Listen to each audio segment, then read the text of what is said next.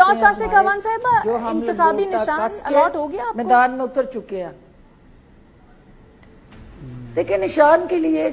चूंकि जिस तरह हमारी रजिस्ट्रेशन के लिए भी चैलेंज बना हुआ था कि एक जमात थी तहरीके इस्तेहकाम पाकिस्तान, जो आपने स्टार्ट ही तहरीक से किया जब आपने इंट्रोडक्शन कराया, इसी तरह वो जमात के इलेक्शन कमीशन के पास के ये इस तहरीक इस्तेहकाम पाकिस्तान का नाम जो है इस्तेहकाम पाकिस्तान पार्टी ना इस्तेमाल करे। तो इस्तेहकाम पाकिस्तान पार्टी और तहरीक इस्तेहकाम दो मुख्तलिफ चीजें हैं। तो वो पिटीशन रिजेक्ट हुई, तो उसके बाद हमें रजिस्ट्रेशन मिली।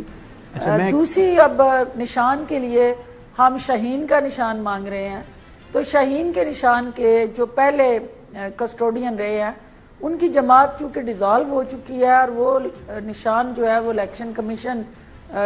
की स्वाबदीद है कि वो किस जमात को देते हैं। तो हमने वहाँ रिक्वेस्ट की है कि हमें शाहीन का निशान दिया जाए ताकि इकबाल के वो नजरियात, वो सोच, वो फिक्र जो पाकिस्तान बनाने के लिए उन्होंने उस वक्त वो जो ख्वाब देखा था क़याम पाकिस्तान के लिए, आज एक दफा फिर इस्तेहकाम पाकिस्तान के लिए भी उसी ख्वाब की ताबीर की जरूरत है। और शाहीन का निशान जो है वो एक खुददारी का आपको निशान मिल गया है फिर शाहीन का खुददार निशान? कौमी पाकिस्तान को इन मसाइल से निकाल सकती है। डॉक्टर साहब पूछ रही हैं कि आपको शाहीन का निशान मिल गया? देखिए, हमारी पिटीशन इलेक्शन कमीशन के पास है, पेंडिंग है। अच्छा, उसके ऊपर चूंकि एक और भी क्लेमेंट थे तो उन्होंने नेक्स्ट हियरिंग में इंशाल्लाह अगले चंद दिनों में ये भी फैसला हो जाए। अच्छा डॉक्टर साहब, मैं आपसे क्वेश्चन करना चाह रहा हूँ। सवाल ये है कि 9 मई के वाकयात का आपने बताया कि उनके जो जख्म है और उन पर मरहम रखने के लिए आपकी ये पार्टी मार्ज़ वजूद में आई है। तो बुनियादी सवाल तो ये है कि बहुत से लोग ऐसे जो कि 9 मई के बाद आपकी सियासी जमात में दाखिल हुए हैं, जबकि जो चेयरमैन तहरीक इंसाफ थे इन्होंने लोगों की जो जहन साजी है 9 मई से मुतल्लिक वो तो अप्रैल 2022 से शुरू कर दी थी। कभी उन्होंने मिस्टर एक्स का जिक्र किया, कभी वाई का, कभी डर्टी हैरी, कभी क्या, कभी जानवर कहा, कभी मीर सादिक, कभी मीर जाफर। अगर आप याद करें तो उन्होंने तो अवाम में नफरत का बीज बोया अफवाज पाकिस्तान के खिलाफ भी, और हर एतबार से उन्होंने जो है वो पाकिस्तान के ऊपर एक हमले के हवाले से लोगों के जो है ना वो जहन बना दिए थे। अगर आप उनकी तकरीर देखें और उनको खाली अप्रैल के बाद की सीक्वेंस में खाली तकरीर देख लें तो वो चीज जस्टिफाई होती है। तो ये जो जहन साजी उन्होंने की है, तो इसके हवाले से आप समझती हैं कि क्या वो चेयरमैन तहरीक इंसाफ मुजरिम है, इसमें मरकजी किरदार है वो भी 9 मई के हवाले से, जैसे अभी उस्मान डार साहब ने जो है एक इंटरव्यू में कहा है? देखिए, ये बड़ा इंपॉर्टेंट सवाल है। जो डॉक्टर फिरदौस का आपने रोल देखा तहरीक इंसाफ के उस सियासी बयानी का दिफा करते हुए, वो अपने सियासी मुखालफीन को जो इमरान खान के उस नज़रिए और सोच के खिलाफ थे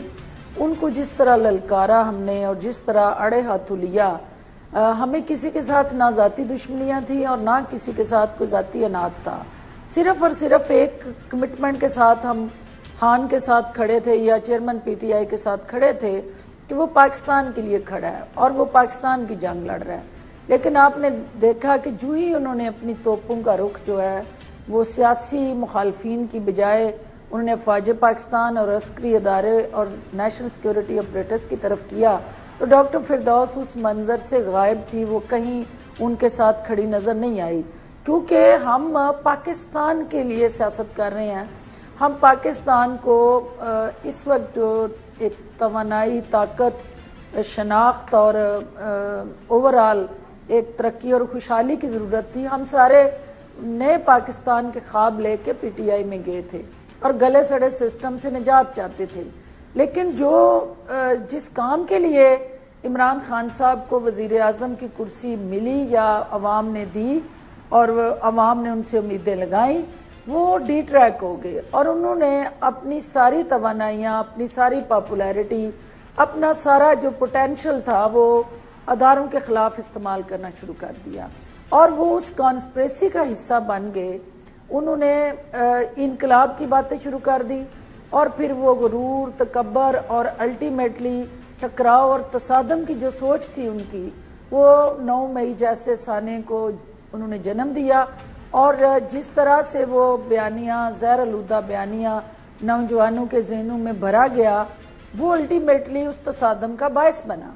تو یہ عثمان ڈار کے جو انکشاف ہیں، یہ بہت پہلے 9 مئی کے فوری بعد جو ہے وہ ہمارے جماعت کے طور پہ بھی اور شخصیات کے طور پہ بھی، جہانگیر ترین صاحب ہوں، علیم خان، میں یا دیگر لیڈرشپ، وہ کئی دفعہ اس کا اظہار کر چکی ہے کہ یہ جو پلاننگ تھی، یہ جو سارا ایک شہداء کی بے حرمتی ہو، جناح ہو، اس پہ گراؤ جلاؤ ہو، یا ایٹ اے ٹائم پورے پاکستان کو آگ لگانی ہو، تو یہ ایک سوچی سمجھی منصوبہ بندی تھی، اور اس ڈرٹی گیم کے مین آف دی میچ جو ہے وہ عمران خان تھے، کیونکہ ڈرٹی گیم کے مین آف دی میچ نے انقلاب کی نوید دیتے ہوئے جو پاکستان کے سب سے بڑی پاپولر جماعت کے تابوت میں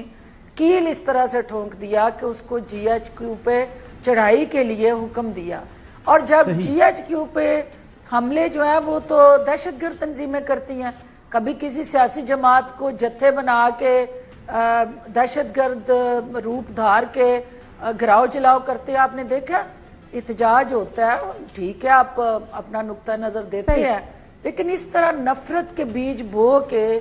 عثمان ڈار نے تو یہاں تک کہا کہ